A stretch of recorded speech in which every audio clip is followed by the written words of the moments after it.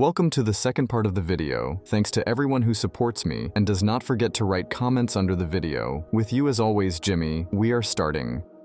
First story, in the second part, from the user, Milwant Life Insurance, let's listen. Okay, this is going to sound crazy. Believe me, I know it is.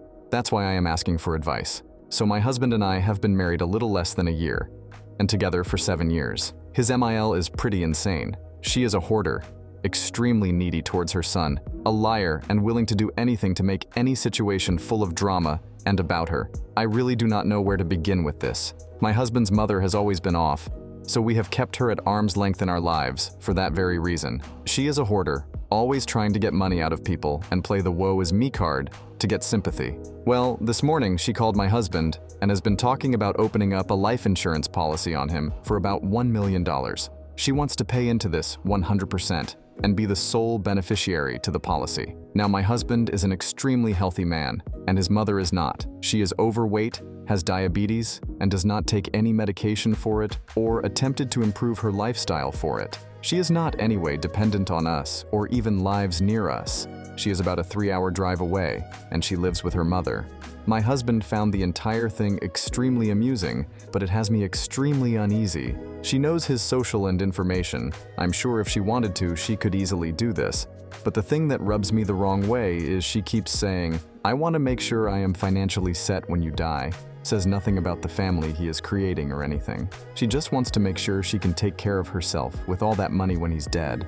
Like it is a for sure thing he is going to be dead rather soon, so she can bank in on it. She also told him, "Make sure you don't tell your wife. You know how people get. When they find out you have a hefty life insurance policy, you wouldn't want her to try and murder you." Seriously? I really don't know what to do. I have tried explaining we need to go no contact to my husband, but he keeps saying I shouldn't worry because there isn't anything she can do, and to just ignore it and she'll find another get-rich-quick scheme. I guess I'm just looking for advice on what I can do. I mean, can she do that? Should we allow it? What do you guys think?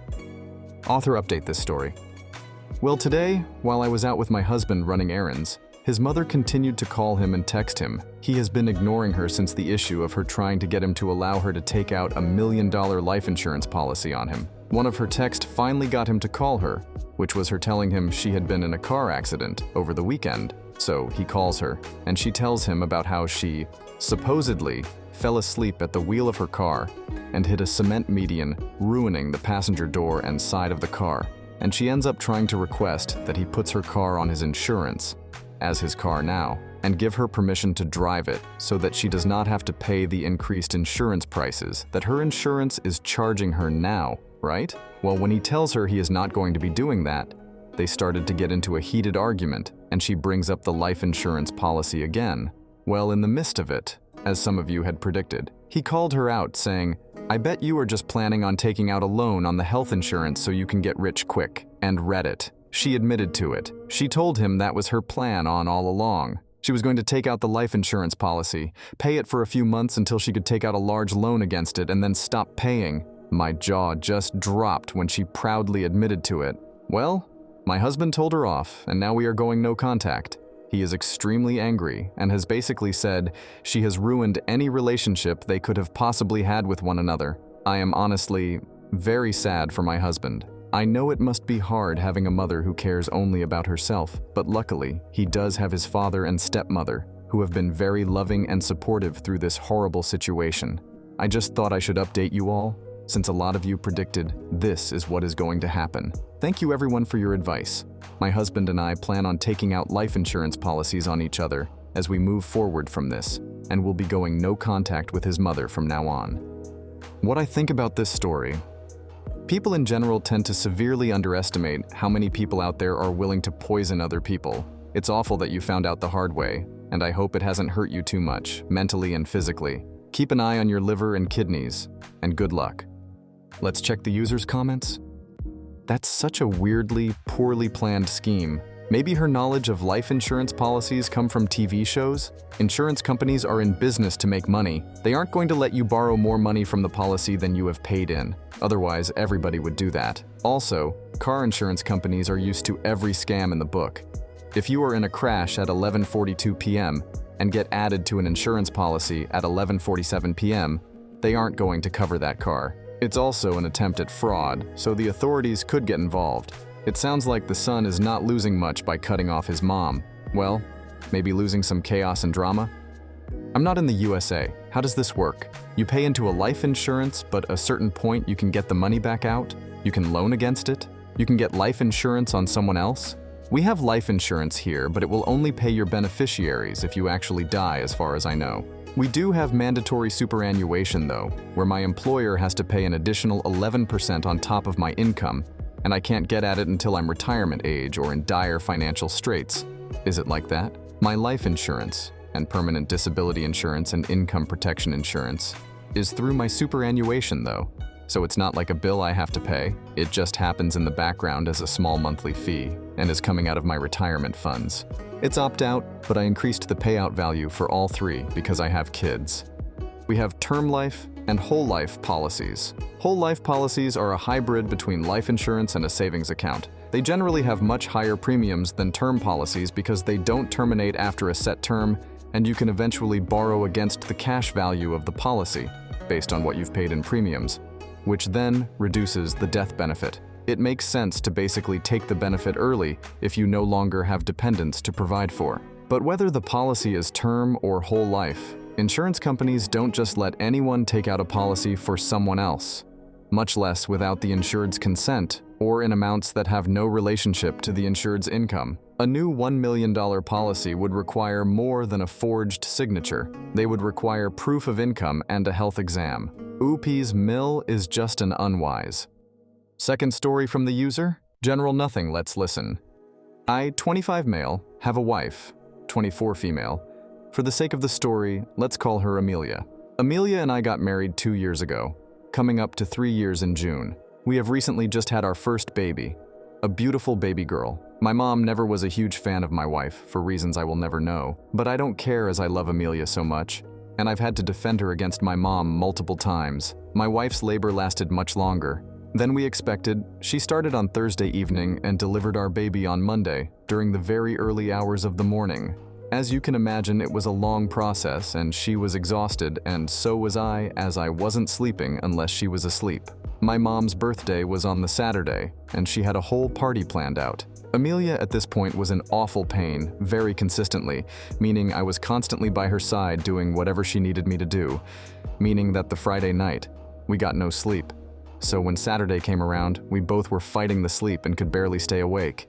Because of this, I just completely forgot it was my mom's birthday, as I didn't really look much at my phone, and if I did, it would be for entertainment for my wife and I together. We both agreed beforehand that when the time came, we would send the initial text that the baby was coming, but that would be it, and we wouldn't respond to any other text until after.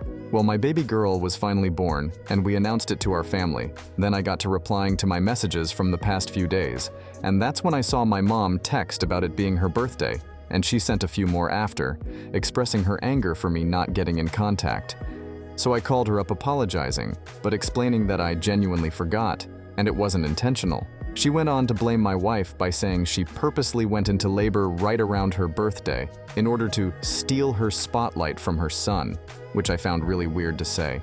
From this comment alone, I got annoyed and just told her to leave me and my wife alone and that she isn't welcome at our house for the next few days.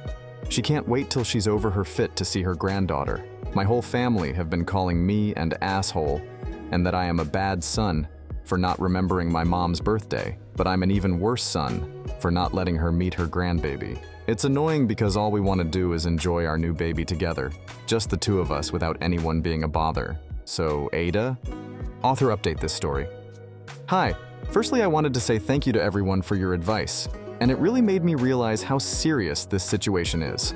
I took the advice and decided to post an Instagram and Facebook post before my mom got a chance too. In the post, I mentioned what my wife went through and purposely left, and that she would never want to forcefully go through that, just to make it clear to my mom and family what the truth is. We announced that whilst we soak up our newborn, that uninvited guest won't be allowed into our home, so please respect our privacy as we take time as a new family. This worked, and I got a lot of friends, and even some family commenting their congrats to us.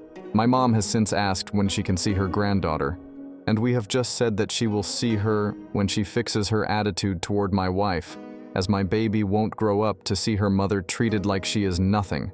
Also, the fact that my wife never deserved to be hated in the first place. We are going NC for now, and are as happy as we could ever be with our new baby girl. About my family, we have sent them a message with the full story, and now they feel really awful about everything. Originally, my mom told them that my wife got induced, and that she took some medicine to slow down the labor. I don't even think that medication exists, because apparently that's what I said on the phone, which is obviously not the truth. And my mom started claiming I did that to compete with her. My sisters are only young and didn't question my mom, but now have been nothing but supportive. That being said though, I still have my guard up for now, just in case. Thank you then again for your advice and all your kind words to me and my wife. We really appreciate it. What I think about this story? Hell, I forgot to wish my mom happy birthday while preparing for my exams. She didn't kick up a fuss and was more interested to hear how my studying was going.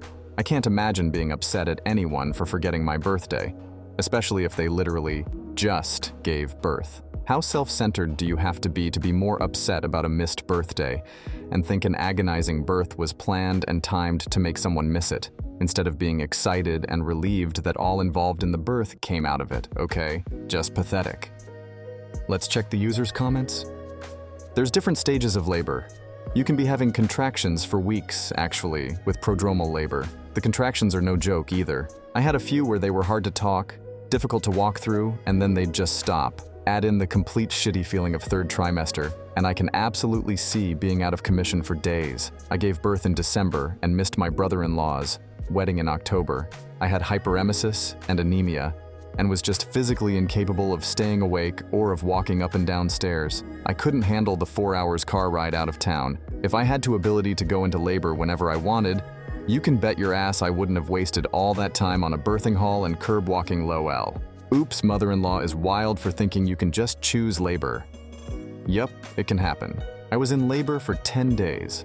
Went to hospital when it first started thinking baby would be born that day, and was sent home because the contractions were too far apart. I remember standing in the kitchen, griping the counter, trying to breathe through a contraction while making my toddler breakfast. But the contractions stayed hours apart for days, so it wasn't constant. I was finally induced 10 days later. After he was born was when we realized the umbilical cord was wrapped around his neck, 2x, and he was being struggled with every contraction once he had gotten so far down the birth canal. It was a huge miracle he survived, with as little damage as he had, Erb's palsy. Whenever I heard of a labor taking that long, there are almost always complications, and I feel for the mama. But honestly, the 9 days prior to his arrival were not horrific. It was my second baby, and was very different from my first. She was 12 hours start to finish. The contractions were like 8x a day. Think a minute muscle spasm, 8x a day. I was able to function and care for my toddler, so basically 8 minutes in a 24-hour period. Even with all that and the issues that I deal with even now 12 years later, my babies make it so worth it. Would definitely do it all over just to have them in my life. Yeah, such medication exists, and it's kinda good that it doesn't, as it's helpful you can stop contractions if you need to preform a cesarean. Source is my experience of having forceful contraceptions, which immediately stop due to being given such drug. As a cesarean, we're advised beforehand. But I think I, with my complete lack of medical training, are still safe to say that such drugs isn't likely used to slow down labor for days, especially not just in spite of some patients' mother-in-law. I leave it up to doctors do describe if it are used for days in some preterm cases, for example. But how do people think when they suggest people would medicate labor to intentionally prolong it when there isn't a medical reason to want a baby to stay in longer, like it would cost a ton, introduce risk, and doesn't sound very ethical? Thank you to everyone who was here today. I am very grateful to everyone who supports me, and does not forget to be active. See you tomorrow. I love you all. Bye-bye.